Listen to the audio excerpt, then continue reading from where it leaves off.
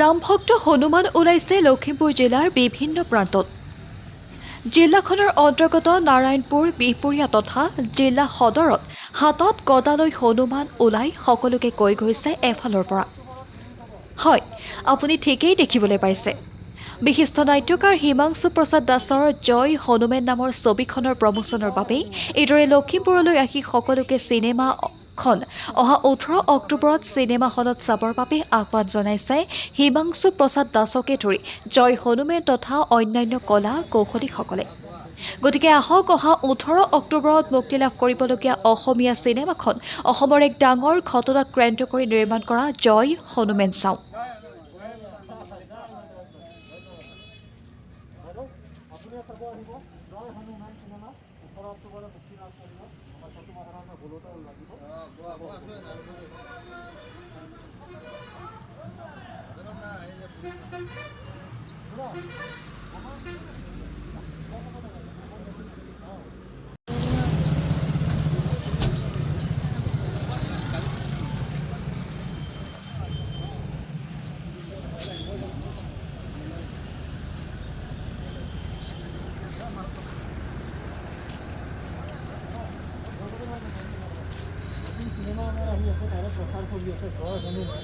এতিয়া বাৰু এনেকুৱা আছোঁ 18 তাৰিখে মুক্তি লাভ কৰিব।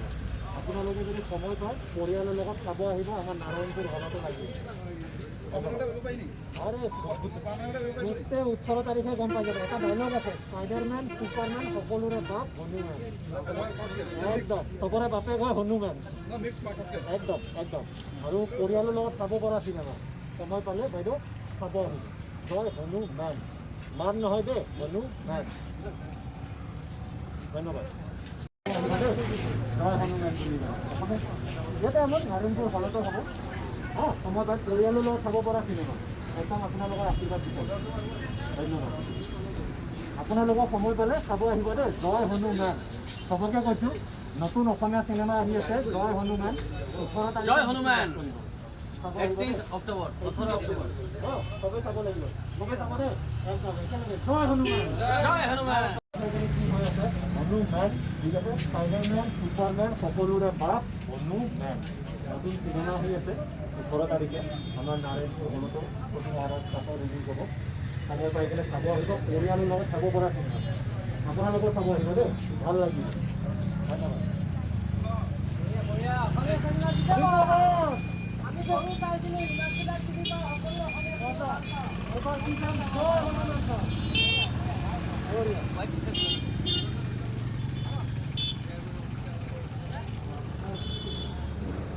আমাৰ নতুন চিনেমা এটা ৰিলিজ হৈ আছে, জয় হনুমেন। 18 অক্টোবৰত ৰিলিজ হ'ব। প্লিজ নিজৰ ফেমিলি এণ্ড ফ্ৰেণ্ডৰ লগত টিকেট পাব। 18 অক্টোবৰ কিন্তু চাব আহিব। ছোটু মহাৰাজ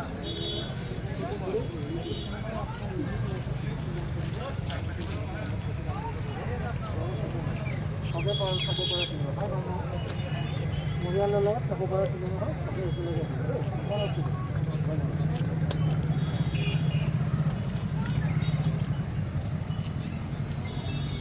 বহুঠাইতে শুনিবলৈ পাই আছোঁ যে জয় হনুমেন চিনেমাখনৰ কাহিনী এছ.আই. জোনমণি ৰাভাৰ ৰহস্যজনক মৃত্যুৰ ঘটনাৰ আধাৰত বুলি। কিন্তু এই বিষয়ে আমি মন্তব্য নিদিওঁ আৰু বেছি দিন নাই, 18 অক্টোবৰ আহিলেই ৰাইজে নিজেই চিনেমাখন চাই গম পাব যে চিনেমাখনৰ কাহিনী কিহৰ আধাৰত। কিন্তু এটা কথা ঠিক যে এই চিনেমাখনৰ কাহিনী এটা অসম জোকাৰি যোৱা, গোটেই অসমক চাঞ্চল্যৰ সৃষ্টি কৰা এটা সত্য ঘটনাৰ আধাৰতে এই চিনেমাখন নিৰ্মাণ কৰা হৈছে। সেয়া এছ.আই. জোনমণি ৰাভাৰ ৰহস্যজনক মৃত্যুক লৈ নে অন্য কিবা, অতি সোনকালে ৰাইজে গম পাব 18 অক্টোবৰত। আহক ছবি ঘৰত চাবলৈ, পৰিয়ালৰ সকলোৰে একেলগে উপভোগ্য এখন চিনেমা জয় হনুমেন। কালি আমি দেখিবলৈ পাইছোঁ যে গোলাঘাট জিলাৰ সৰুপথাৰ সমষ্টিৰ সন্মানীয় বিধায়ক বিশ্বজিৎ ফুকন ডাঙৰীয়া তেখেতেও ফেচবুকত লিখিছে যে আমি বিকৃত কৰিছোঁ, হিন্দু ধৰ্মক উপলুৱা কৰিছোঁ। কিন্তু আপোনালোকে চাওক, এই চিনেমাখনক চেঞ্চৰ দিয়া হৈছে, অৰ্থাৎ ভাৰতবৰ্ষত ৰাজহুৱাভাৱে প্ৰদৰ্শন কৰাৰ বাবে অনুমতি দিছে। অনুমতি কোনে দিছে? চেঞ্চৰ বৰ্ডে দিছে। চেঞ্চৰ বৰ্ড কোনে গঠন কৰিছে? আৰু চেঞ্চৰ বৰ্ডৰ নিয়ম কানুন সমস্ত ভাৰতবৰ্ষৰ সংবিধান মতে চলে। ভাৰতবৰ্ষৰ সংবিধানত লিখা আছে যে ধৰ্মীয় অনুভূতিত আঘাত দিয়া কোনো কামেই ইয়াত বৈধ নহয়, সেইটো নিষিদ্ধ কথা।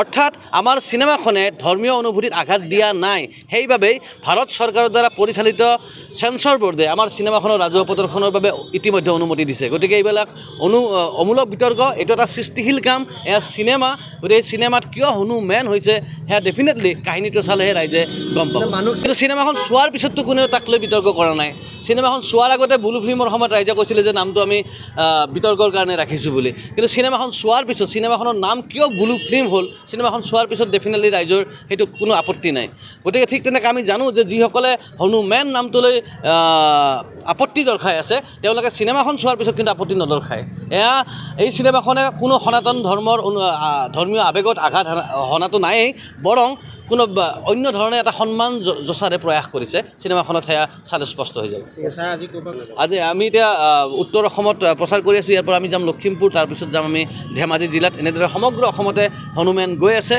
ৰাইজক খবৰ দিবলৈ যে অহা 18 অক্টোবৰত আহি আছে জয় হনুমেন